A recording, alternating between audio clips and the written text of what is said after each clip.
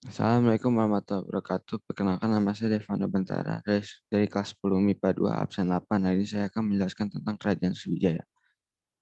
Latar belakang Kerajaan Sriwijaya merupakan sebuah kerajaan besar yang terletak di Sumatera Selatan.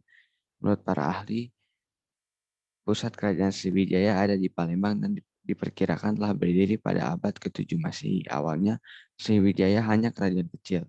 Sriwijaya dapat berkembang menjadi kerajaan besar setelah dipimpin oleh Bapuntahyang.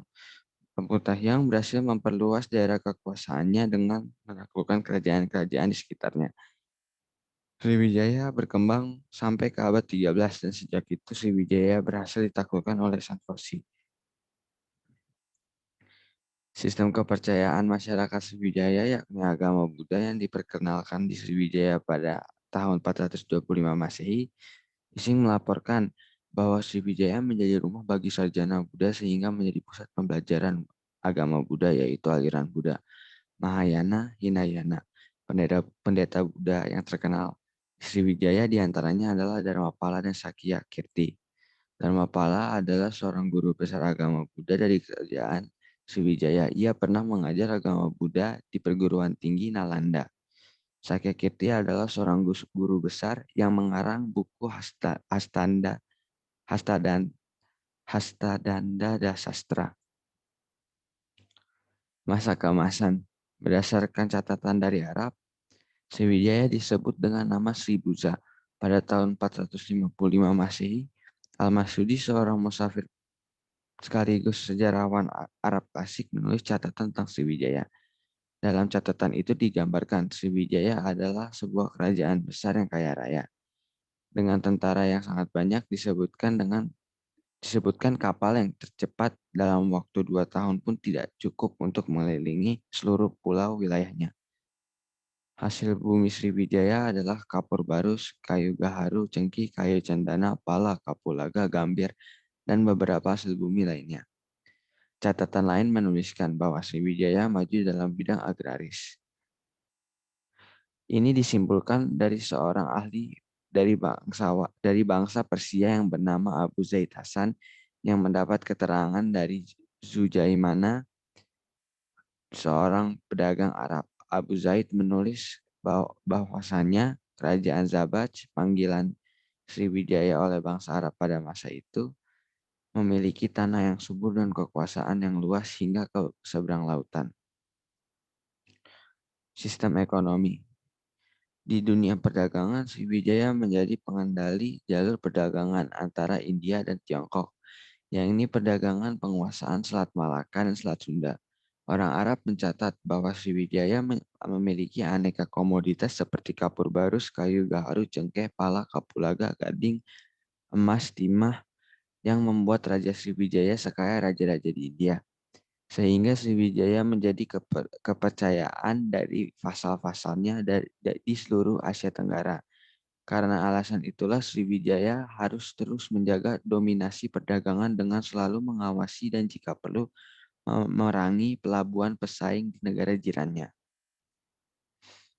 Keperluan untuk menjaga monopoli perdagangan inilah yang mendorong Sriwijaya menggelar ekspedisi militer untuk menaklukkan bandar pelabuhan pesaing di kawasan sekitarnya dan menyerap mereka ke dalam Mandala Sriwijaya. Faktor-faktor yang mendorong Sriwijaya memiliki kedudukan yang sangat baik dalam perdagangan internasional. Pertama, Kerajaan Sriwijaya memiliki letak yang sangat strategis, yaitu di tengah-tengah jalur pelayaran perdagangan antara India dan Cina, sehingga aktivitas perekonomian masyarakat yang tergantung pada pelayaran dan perdagangan. Kedua, Kerajaan Sriwijaya dekat dengan Selat Malaka yang merupakan urat nadi perhubungan bagi daerah-daerah di Asia Tenggara. Ketiga, karena dukungan pemerintahan raja yang cakap dan bijaksana seperti Balaputra Dewa. Kemunduran dan keruntuhan Sriwijaya. Pertama, karena faktor geografi. Ditinjau dari faktor alam, Kerajaan Sriwijaya mengalami kemunduran karena kota Palembang semakin jauh dari laut. Hal tersebut terjadi karena adanya pengendapan lumpur yang dibawa oleh sungai Musi dan sungai lainnya. Hal ini menyebabkan kapal-kapal dagang yang datang ke Palembang semakin berkurang. Kedua, faktor ekonomi. Ditinjau dari faktor ekonomi, kota Palembang yang semakin jauh dari laut menjadi tidak strategis lagi. Karena tidak banyak kapal dagang yang singgah, sehingga kegiatan perdagangannya menjadi berkurang. Akibatnya, pajak sebagai sumber pendapatan semakin berkurang. Hal ini memperlemah posisi Sriwijaya. Letak Palembang yang semakin jauh dari lautan menyebabkan daerah itu kurang strategis lagi kedudukannya sebagai pusat perdagangan nasional maupun internasional. Sementara itu, perbukaannya Selat Berhala antara Pulau Bangka dan Kepulauan Singkep pada dapat meningkatkan jalur perdagangan internasional, sehingga Jambi, Kerajaan Melayu, lebih strategis dibanding Palembang.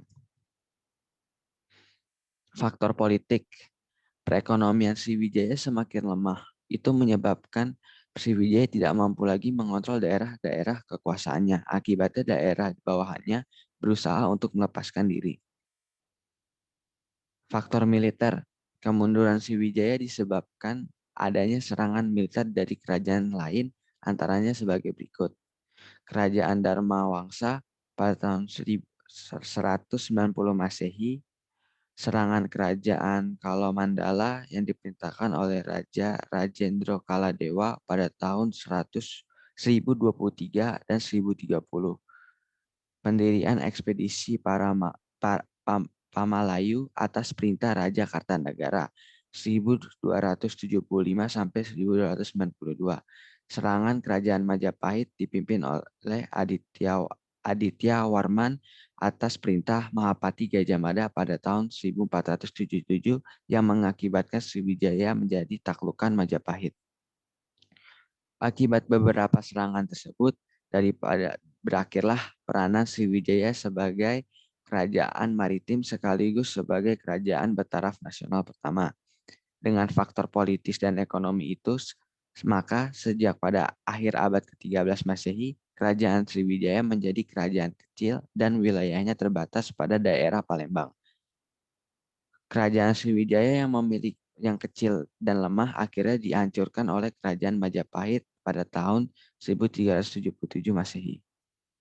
Sekian dari saya. Terima kasih. Wassalamualaikum warahmatullahi wabarakatuh.